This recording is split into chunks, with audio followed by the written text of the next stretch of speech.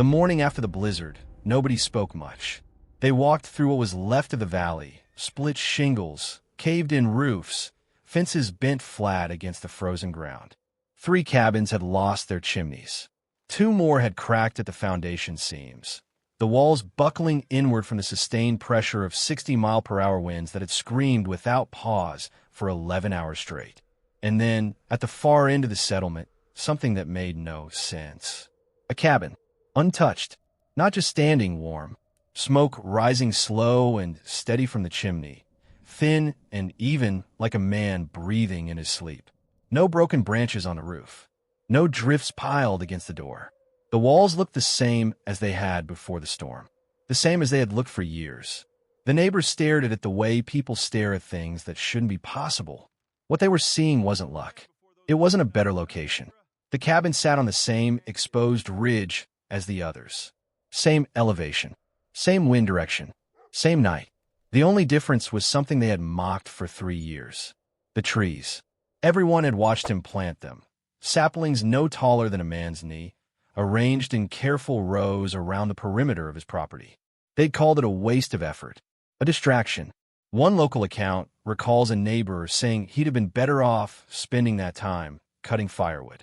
What good were spindly little trees going to do against a real winter? Now those trees, grown into a dense, curved wall of spruce and pine, stood silent and dark against the white landscape. And behind them, the cabin had barely felt the storm. No one laughed that morning. What this man understood about wind, heat loss, and the invisible physics of survival, and what it cost him to prove it, is a story that the frontier rarely told plainly. The knowledge was practical. The results were undeniable. And the principle behind it was so simple that it had been hiding in plain sight for generations. This video will show you exactly how it worked and why, in an era of expensive insulation and smart thermostats. Most of us still haven't learned the lesson he proved with a shovel and a handful of saplings.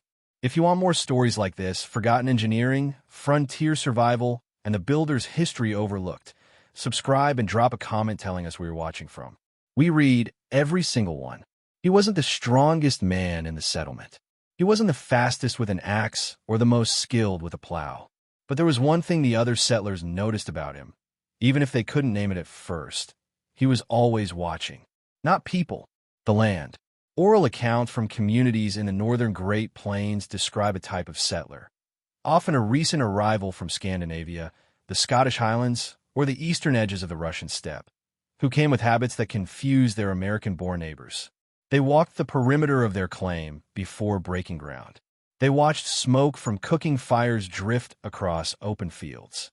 They pressed wet fingers into the air at dusk and stood still for long minutes, facing north, then west, then turning slowly, reading something invisible.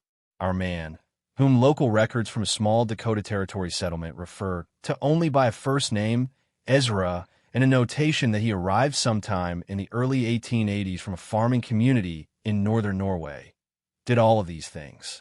His neighbors found it strange. He found it necessary. Ezra had grown up on the Norwegian coast, where wind wasn't a seasonal inconvenience, but a year-round adversary. He had learned as a boy that a badly positioned farmstead didn't just feel cold, it failed. Animals died. Crops withered before harvest. Families burned through their entire winter supply of wood by February and spent the last months before thaw shivering and rationing. He had seen it happen. He had helped bury the consequences. So when he arrived in Dakota Territory and looked at the open ridge where he intended to build, he didn't see just land. He saw a problem. The ridge ran roughly northwest to southeast.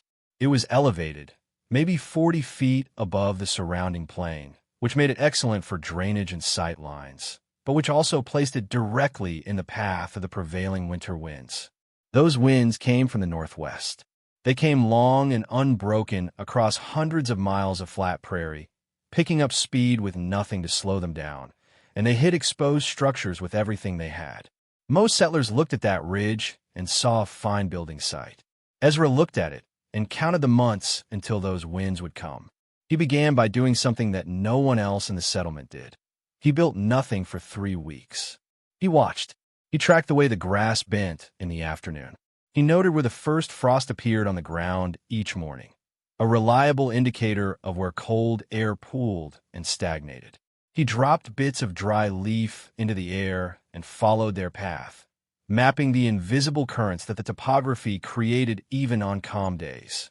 When he finally broke ground, he positioned the cabin not where the view was best, not where the ground was flattest, but where the wind data he had collected for 3 weeks told him the most defensible position was. The door faced southeast, away from the prevailing wind. The longest wall of the structure ran parallel to the winter wind direction, minimizing the surface area directly exposed to the worst gusts. These choices cost him nothing but attention, and they were only the beginning. The trees came next. Not immediately. There was a cabin to build, a well to dig, a first harvest to plant. But even in that first summer, before the saplings were in the ground, Ezra was selecting them. He walked the creek beds and the low ground north of the settlement, looking for young spruce and pine, species he recognized from home, species with dense, year-round foliage that didn't shed their needles when the cold came. He transplanted them by hand, one by one, through that first summer and into the fall. His neighbors watched him lug saplings up the ridge in the August heat and shook their heads. One local account, preserved in a county historical record from the 1920s, quotes a neighbor as saying that Ezra seemed more interested in his trees than in his wheat, and that most people figured he'd learn his lesson when the trees died in the first hard freeze, and he had nothing to show for the effort. The trees didn't die, and the lesson, when it finally came, wasn't the one anyone expected. By the second year, the saplings were knee-high and the jokes had started in earnest. The settlement was small, fewer than 40 families spread across several square miles of broken prairie, and it had the particular social texture of isolated frontier communities, tight, watchful, and not especially forgiving of eccentricity. People depended on each other for labor, tools, news, and emergency help, and that interdependence created a strong gravitational pull toward conformity. You built the way everyone built. You planted what everyone planted. You didn't waste a summer afternoon transplanting trees when there was real work to do. Ezra's windbreak project violated all of this. It was visible, it was ongoing, and it made no immediate practical sense to anyone watching.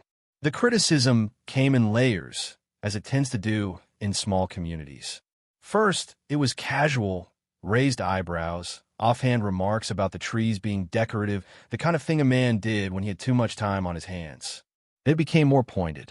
Local records from the period, including a brief notation in the diary of a neighboring homesteader named Clifford Marsh, describe a community meeting at which someone argued, not unkindly but firmly, that Ezra's tree planting was setting a bad example for newer arrivals who might mistake sentiment for strategy. Trees took years to grow. This was the frontier. You needed solutions that work now. Ezra reportedly said very little at that meeting. He listened, nodded, and went home. The next morning, according to Marsh's diary, he was back on the ridge with another batch of saplings. What the neighbors were actually objecting to, though they didn't have the language for it, was the problem of delayed return. Every hour Ezra spent on those trees was an hour not spent on something with an immediate payoff. More cleared land, more firewood stacked, more fence line run. The frontier had an almost violent intolerance for investments that took years to mature. You survived winter by winter. The currency was immediate. Anything that didn't produce a return before the first snow was, at best, a gamble. What they couldn't see, because they had no framework to see it, was that Ezra wasn't making a sentimental choice. He was making a calculated one. He had planted roughly 200 saplings in a curved formation, wrapping around the north and northwest sides of the cabin at distances ranging from 30 to 60 feet from a structure. The inner rows were dense blue spruce, a species that holds its branches low to the ground even at maturity, creating a solid barrier from the base upward. The outer rows were a mix of ponderosa pine and eastern red cedar, taller growing species that would eventually rise above the spruce and deflect the upper portion of wind flows before they even reached the inner barrier. The arrangement was not decorative. It was a layered system, engineered, even if the word Ezra would have used was simply right. Local oral history suggests the configuration he used was similar to the shelter belts common in Norwegian coastal farming communities, where the practice of planting dense evergreen barriers on the windward side of farmsteads had been refined over generations. In Norway, this knowledge was so embedded in agricultural practice that it barely needed explaining. A farm without a windbreak on the prevailing wind side was a farm someone had built carelessly. Ezra had simply brought that knowledge with him, packed it alongside everything else he carried across the Atlantic. But on the Dakota Ridge, it looked like eccentricity. By the third year, the saplings were shoulder height and beginning to form a visible mass on the northwest perimeter of the property.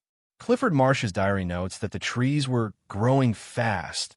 I'll give him that, but adds that nobody had changed their opinion about the project's usefulness.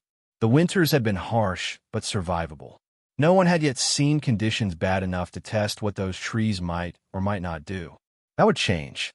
The thing about the northern Great Plains in the 1880s is that it didn't announce its worst winters in advance.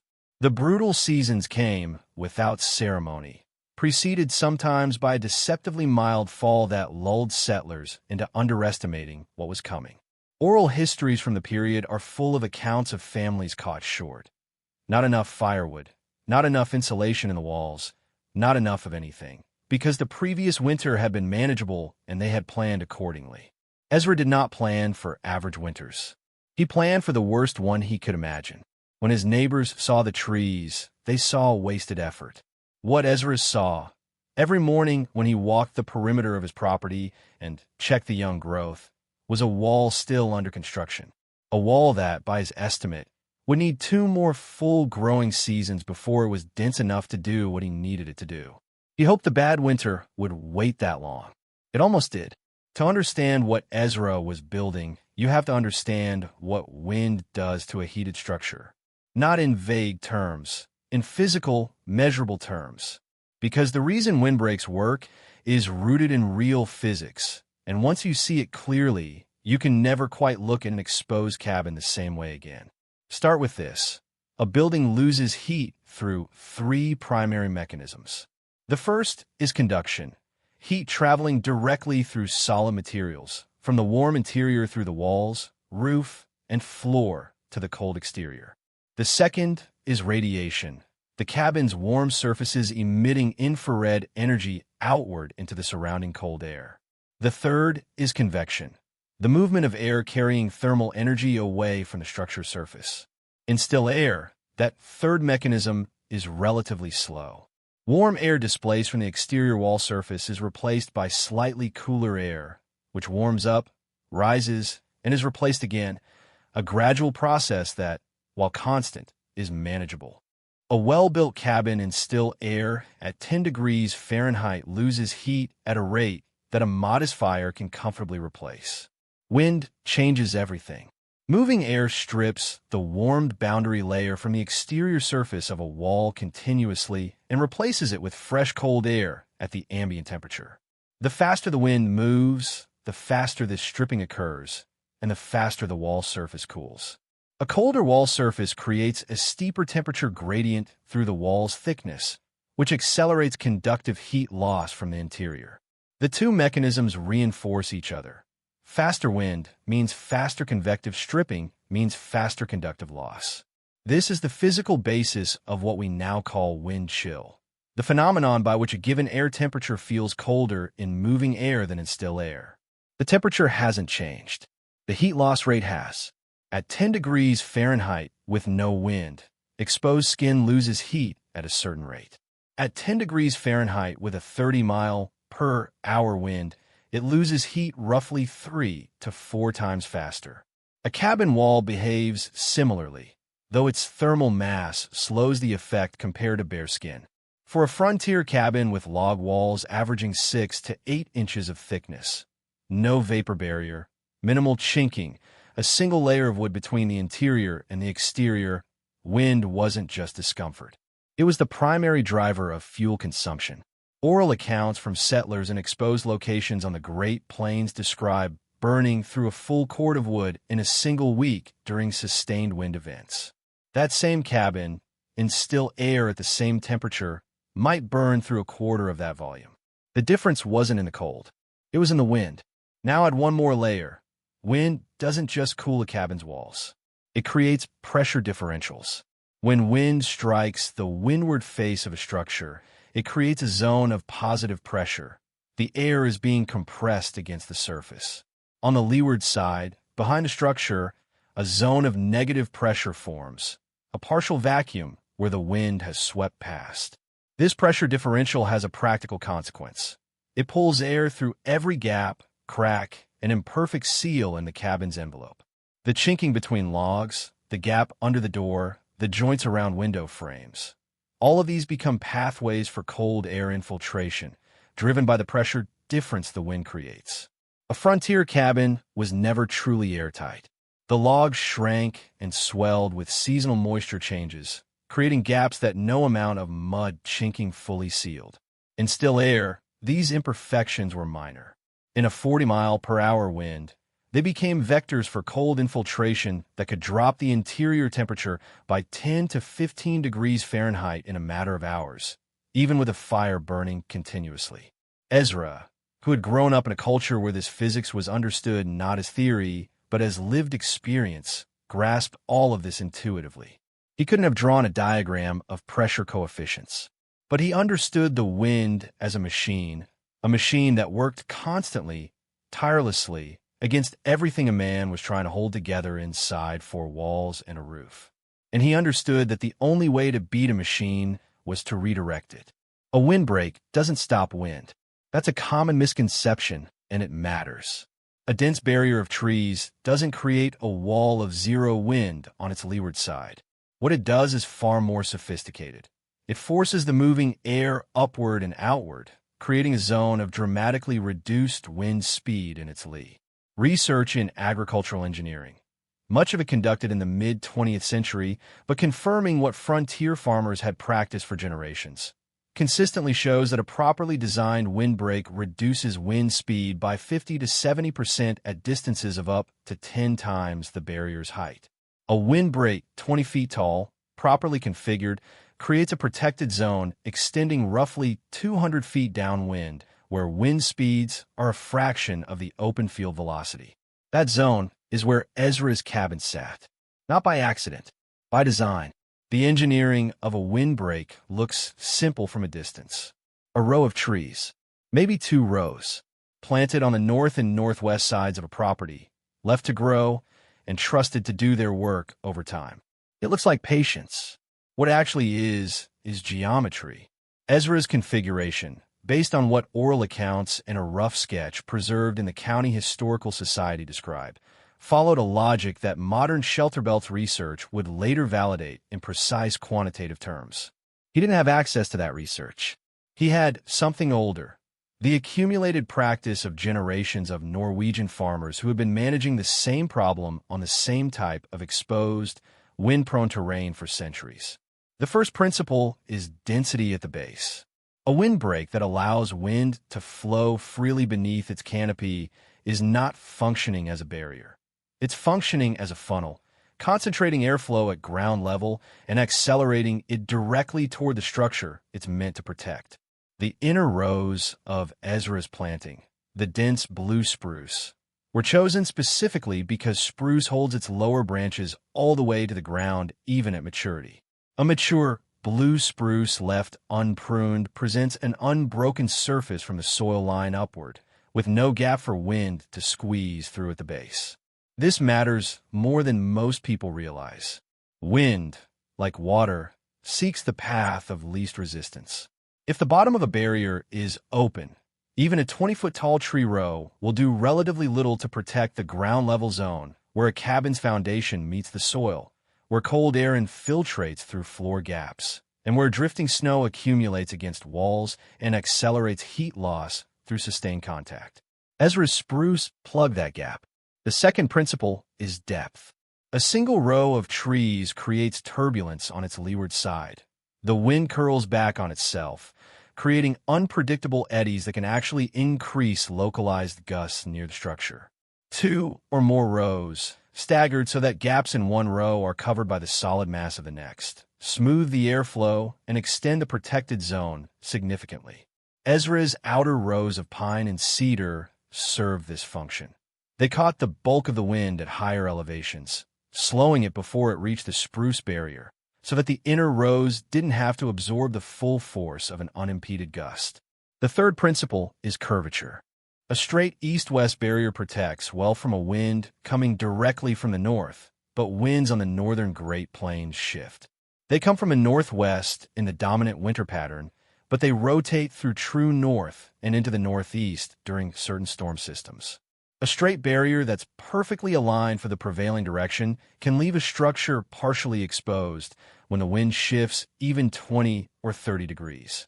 Ezra's planting curved around the north and northwest faces of the property, wrapping slightly toward the northeast, creating a broader arc of protection that accommodated the wind's natural variability throughout the winter season. The fourth principle, and the one that his neighbors most completely failed to understand, is distance from the structure. Ezra planted his inner row approximately 30 feet from the cabin walls, with the outer rows extending to about 60 feet. This seemed wasteful to his neighbors, who couldn't see why a man would give up 60 feet of usable ground on the north side of his claim for the benefit of trees that might never do anything useful. But the distance was critical. A windbreak planted too close to a structure creates a compression effect. The wind, forced up and over the barrier, comes back down on the leeward side in a concentrated downwash that can actually increase wind speed at the structure's surface. The protected zone begins not immediately behind the barrier, but at some distance from it, and extends outward from there. By positioning his cabin within the optimal protection distance, roughly 4 to 5 times the eventual height of the mature trees, Ezra ensured that the cabin would sit in the calmest part of the windbreak's lee, not in the turbulent zone immediately behind the barrier.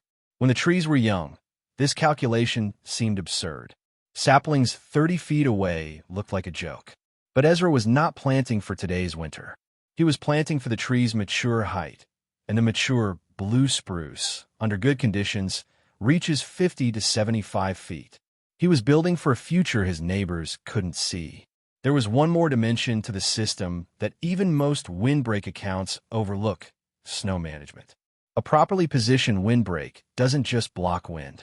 It traps the snow that the wind is carrying, depositing it in the protected zone between the barrier and the structure rather than allowing it to pile against the cabin walls. Snow against a wall is not just a structural concern. It's a thermal one. Wet, dense snow in sustained contact with a log wall accelerates heat conduction through the wood. A cabin buried in snow drifts burns more wood, not less, despite the popular misconception that snow acts as insulation. Ezra's windbreak caught the drifting snow in the open ground between the tree line and the cabin. It deposited it there, away from the walls, where it was harmless, and where, in spring, it provided a slow release of moisture to the surrounding soil that benefited the trees themselves. The system fed itself. The more it worked, the better it worked. The first winter after the saplings went in, nobody was impressed. The trees were maybe 18 inches tall by the time November arrived. They disappeared under the first serious snowfall, visible only as slight irregularities in the surface of the white ground, small bumps arranged in a vague arc that was easy to miss if you weren't looking for it. They blocked nothing. They deflected nothing. They contributed, as far as anyone could see, exactly as much as they had always been predicted to contribute. Nothing at all. But something small did happen that first winter. Something Ezra noticed and recorded in a tally he scratched into the inside cover of a ledger book. A rough accounting that the County Historical Society notes was found with his estate papers decades later. He had tracked his firewood consumption against Clifford Marshes, whose cabin sat on the same ridge, roughly the same distance from the tree line, with the same orientation to the prevailing wind, but with no windbreak planting of any kind. That first winter, the numbers were almost identical. Ezra and Marsh burned through roughly the same volume of wood to maintain comparable interior temperatures during comparable cold periods. The trees, at 18 inches tall, had made no meaningful difference. Ezra wrote nothing interpretive next to those numbers. He just wrote the numbers. The second winter, the saplings were between 3 and 4 feet tall. Still small, still largely buried by December's first heavy snowfall. But during a 2-week sustained cold period in January, temperatures dropping to around minus 20 degrees Fahrenheit with persistent winds from the northwest, Marsh burned through his firewood faster than expected and had to make a trip to a neighboring homestead to borrow additional supply. A difficult, cold journey he apparently hadn't anticipated needing to make. Ezra did not make a similar trip. His firewood consumption, according to his ledger, was notably lower that January than in any comparable cold period the previous year. A 4-foot tree should not have made that difference. The physics shouldn't have supported it. Ezra puzzled over his own numbers that winter, and the conclusion he eventually reached, recorded in 3 careful lines in that same ledger, was that even small barriers at the right distance did something to the ground-level wind behavior that was disproportionate to their physical size. He wrote that the air near the cabin felt heavier on the coldest days, less agitated, and that the fire seemed to pull steadier and stronger. The chimney draft was more even. The smoke went straight up instead of pushing back into the cabin when the wind gusted. He was observing, without the technical language for it, a reduction in the pressure differential across the cabin's envelope. With even a partial barrier in place, the wind's ability to create the positive pressure/negative pressure imbalance that drove cold air through the cabin's gaps was reduced. The chinking held better. The door didn't rattle. The floor, which in the previous winter had been cold enough to freeze the water in a bowl set on it overnight, stayed several degrees warmer, a consequence of reduced cold air infiltration through the foundation gap.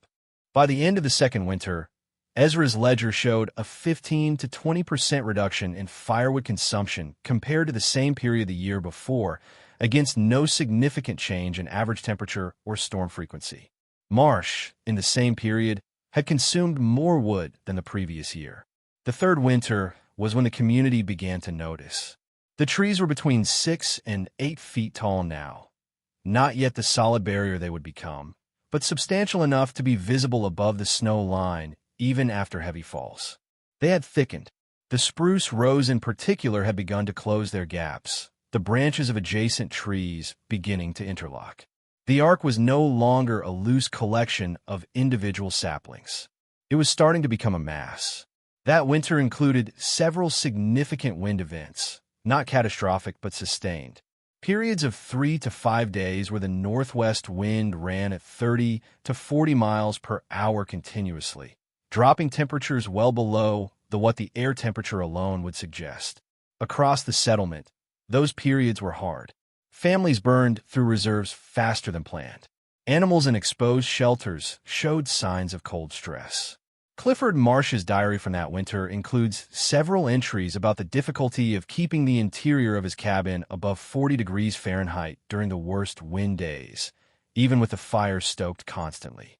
Ezra's cabin, according to his ledger and a corroborating account from a neighbor who stopped in during one of the worst periods, maintained interior temperatures in the mid-50s degree F during the same events. Not warm, but survivable, comfortable even by frontier standards. The difference, roughly 15 to 20 degrees Fahrenheit on the worst wind days, was not the result of a better stove. Ezra had a standard sheet metal box stove, the same type used by most of the settlement. It was not the result of better wall construction. His logs were of similar quality and diameter to Marsh's. It was not the result of a better location on the ridge. The windbreak was doing what Ezra had always said it would do, and was still only a fraction of the height and density it would eventually reach. Marsh wrote in his diary that winter, Ezra's trees are doing something. I'm not sure what. That, for a man who had spent 3 years enduring the quiet mockery of his neighbors, was as close to vindication as the frontier offered. For now, the real test was still coming. It came from the northwest, the way the worst ones always did.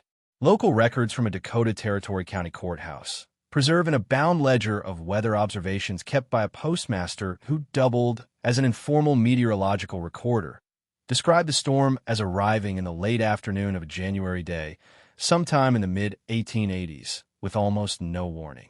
The temperature had been mild for January, hovering around 18 degrees Fahrenheit, and several settlers had used the break in the cold to make supply runs or tend to outdoor chores. The sky turned the particular flat gray that old plains settlers learned to read as a warning sign. By the time most people understood what was coming, there was no time to do anything but get inside. The wind arrived first, not gradually, suddenly. The postmaster's record notes a shift from near calm to sustained gusts of what he estimated at 50 to 60 miles per hour within the span of about 20 minutes.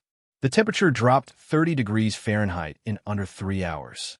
By midnight, the thermometer outside the post office read minus 28 degrees Fahrenheit, and the wind had not let up. It ran through the night at a sustained pace that the postmaster described as a single, unbroken roar, rattling window frames and forcing smoke back down chimneys that hadn't been properly oriented to handle a wind from that exact direction. The storm lasted 11 hours at full intensity, then another 6 hours of reduced but still severe wind before it finally broke near midday the following day. What it left behind was the scene described at the opening of this story: split shingles, buckled walls, collapsed fences, and chimneys that had separated from their structures under the lateral force of sustained wind pressure. 3 families in the settlement spent part of that night in conditions that the oral record describes as genuinely dangerous. Interior temperatures in the low 30s degree F, with fires burning as fast as the wood supply would allow, the wind driving cold air through every gap in the structure faster than the stoves could compensate. Clifford Marsh's diary entry from the morning after is brief, controlled, and precise in a way that suggests a man writing carefully because he is still shaken. He notes that his interior temperature had dropped to 33 degrees Fahrenheit at its lowest point during the night, that he had burned through the equivalent of nearly half a cord of wood in a single night, roughly 4 times his normal rate, and that by morning his wood reserve was critically low. He writes that he had considered, during the worst hours of the night, whether he would need to break apart furniture to maintain the fire. He then writes, in the same measured hand, "Walked to Ezra's at first light. The man had a fire going and coffee on. Asked him how he'd managed. He said the wind hadn't bothered him much." The data Ezra recorded in his ledger from that same night tells the story in numbers. Interior temperature at midnight, 54 degrees Fahrenheit. Interior temperature at the storm's worst point, approximately 3 a.m., 49 degrees Fahrenheit, a drop of 5 degrees over the course of the worst wind event the settlement had experienced. Total firewood consumed that night, slightly less than his typical nightly burn during a cold but calm January night. Not 4 times the normal rate. Essentially the normal rate. The difference between Marsh's cabin and Ezra's that night was not a matter of degrees. It was a matter of survival margin. At 33 degrees Fahrenheit interior temperature with a critically depleted wood supply, Marsh was in a situation where a further deterioration of conditions, the fire going out, another surge in wind intensity, a structural failure, could have become life-threatening. At 49 degrees Fahrenheit with a normal wood reserve, Ezra had margin to spare. He could have weathered another night at the same intensity without reaching a crisis point. The windbreak, by that 4th winter of growth, had reached a height of approximately 12 to 15 feet in its tallest sections. Still not at mature height. Still not the 50-foot barrier it would eventually become, but dense enough, tall enough, and correctly positioned enough to reduce the wind striking the cabin's northwest face from a sustained 50-plus miles per hour to something in the range of 15 to 20 miles per hour, a reduction of roughly 60 to 65% in wind velocity, which translates, through the physics described in the previous chapter, to a dramatic reduction in both convective heat stripping from the exterior walls and pressure-driven cold air infiltration through the cabin's gaps. That 60 to 65% wind reduction at the temperatures recorded that night likely accounts for the difference of 15 to 20 degrees Fahrenheit in interior temperature between the 2 cabins. Not the stove, not the logs, not luck, the trees. In the days after the storm, something shifted in the settlement. Not dramatically. Frontier communities don't reverse their opinions dramatically, and Ezra was not the kind of man who made speeches. But Clifford Marsh spent an afternoon walking the windbreak with Ezra, asking questions he hadn't thought to ask before. 2 other neighbors stopped by that week under various pretexts. One asked about the spruce, where Ezra had sourced the transplants, how deep he'd planted the root balls, how much water they needed in the first summer. Another asked about the spacing.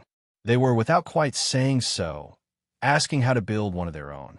Ezra answered every question without gloating. He showed them his spacing, explained the curvature, pointed out the way the snow had drifted into the protected zone between the trees and the cabin rather than against the walls. He walked them to the leeward side of the barrier and asked them to notice how the air felt different there, quieter, heavier, less cold, even on a calm day. The silence in that lee, with the plains wind audible on the other side of the tree line, but not felt, was its own kind of argument. No numbers needed. Most people, looking at Ezra's windbreak in the years after the Great Blizzard, saw trees. They saw a barrier. They saw the obvious thing, the wind going around, the cabin behind it protected. They understood that much. What they didn't see was what was happening underground. Ezra had not planted his trees in a straight line. He had not planted them in a simple arc. He had planted them in a configuration that, viewed from above, resembled a shallow crescent. The dense spruce forming the inner curve, closest to the cabin, and the pine and cedar curving outward in a wider sweep to the north and northwest. The curve was deliberate, but not primarily for wind management. It was for soil. The northern Great Plains presented a particular structural challenge for any permanent building. The soil moved. Not dramatically, not in ways visible to the naked eye over a single season, but persistently and consequentially over years. Freeze-thaw cycles, the ground freezing to depths of several feet in winter, then thawing and saturating in spring, created lateral and vertical forces that worked on foundation materials constantly. Log cabins built on shallow stone foundations, which described nearly every structure in the settlement, were vulnerable to what builders of the era called frost heave, the gradual displacement of foundation stones as the soil beneath them expanded, contracted, and shifted across repeated seasonal cycles. Most settlers dealt with this by relaying their foundation stones every few years, re-leveling the cabin, rechinking gaps that had opened at the log joints as the structure racked slightly out of plumb. It was accepted maintenance. Nobody expected a frontier cabin to sit perfectly level indefinitely. Ezra's cabin, according to accounts collected during a county historical survey conducted in the early 1910s, was notably more stable than comparable structures in the settlement. A surveyor who examined the structure, by then more than 20 years old, noted in his report that the foundation stones showed minimal displacement and that the log walls remained within acceptable plumb tolerance despite 2 decades of seasonal freeze-thaw stress. He attributed this, somewhat puzzledly, to exceptional site conditions without specifying further. The site conditions were the trees.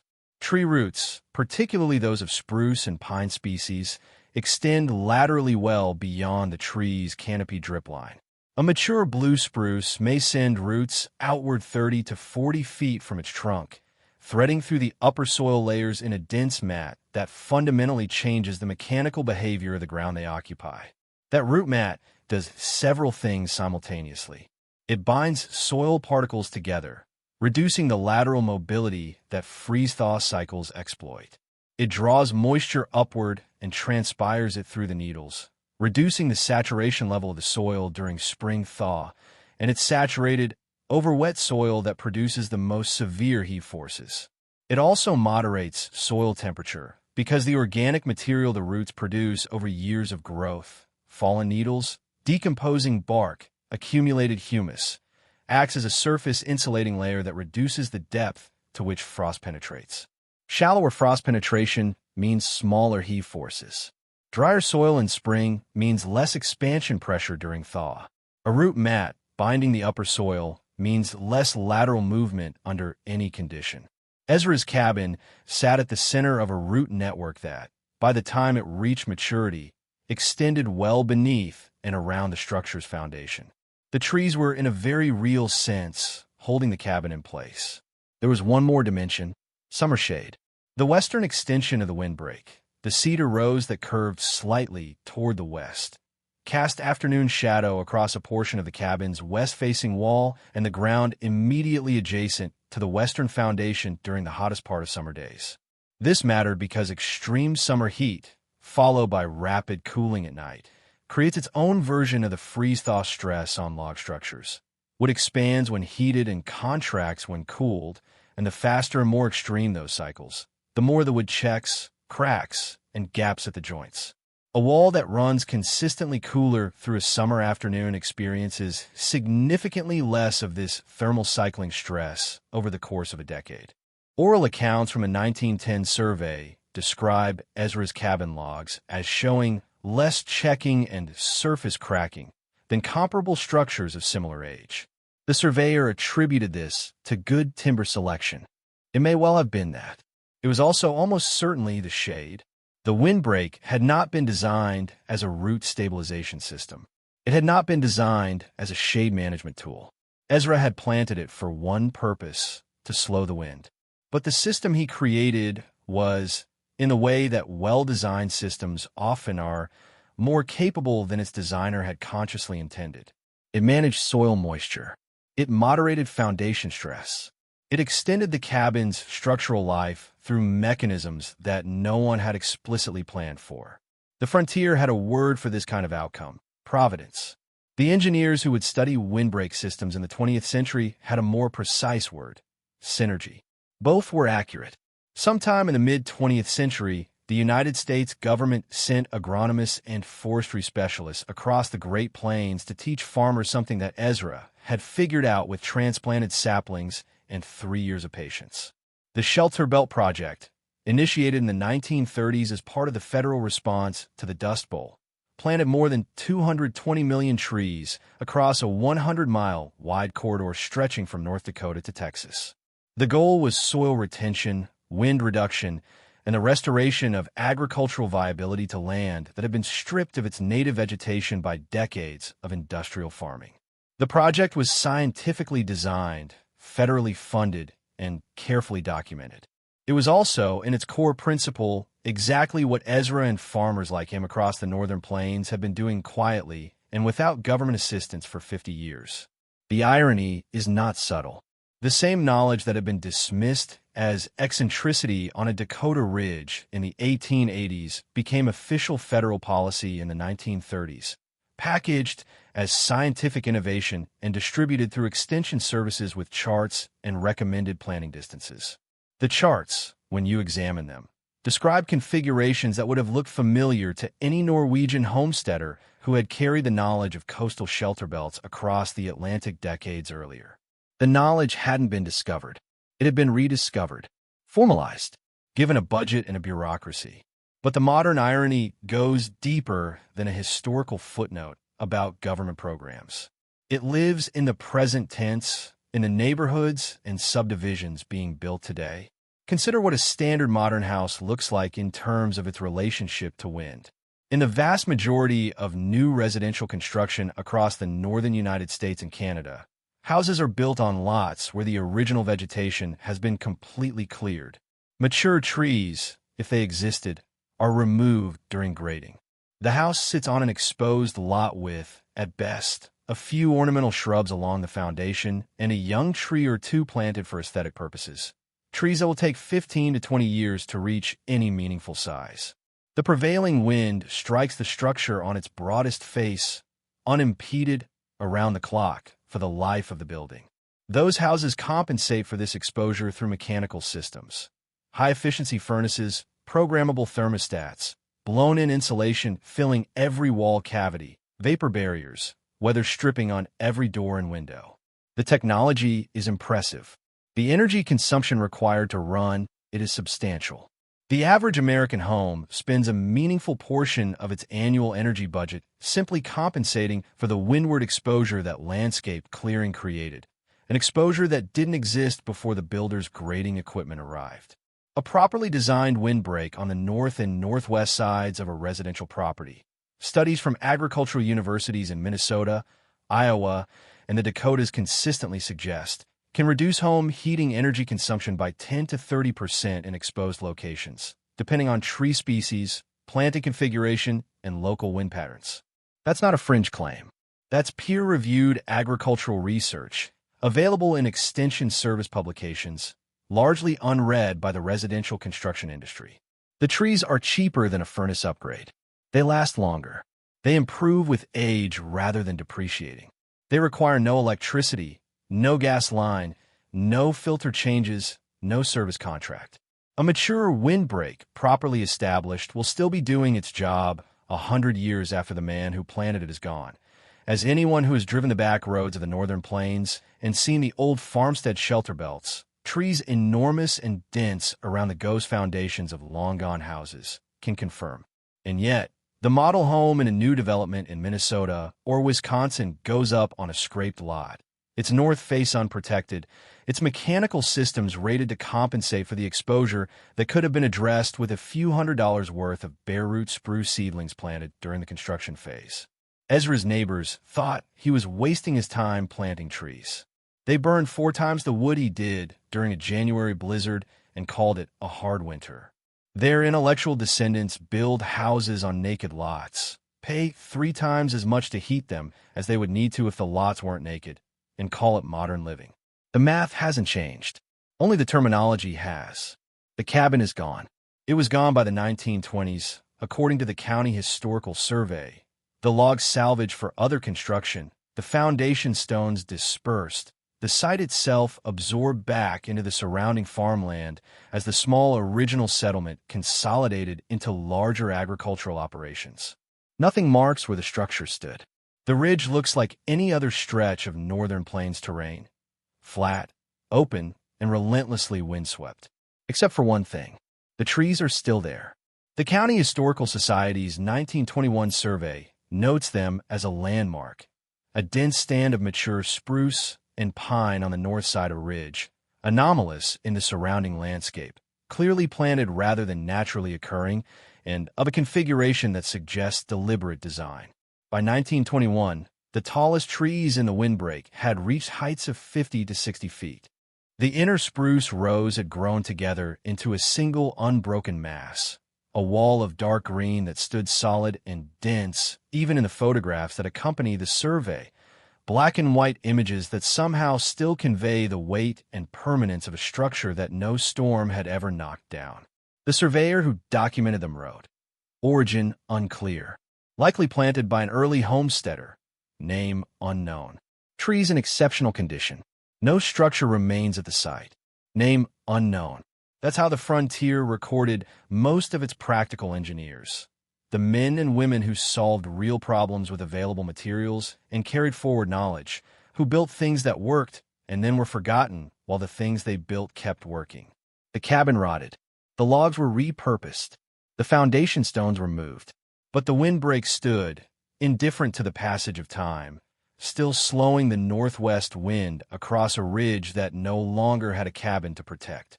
There's something in that image worth sitting with.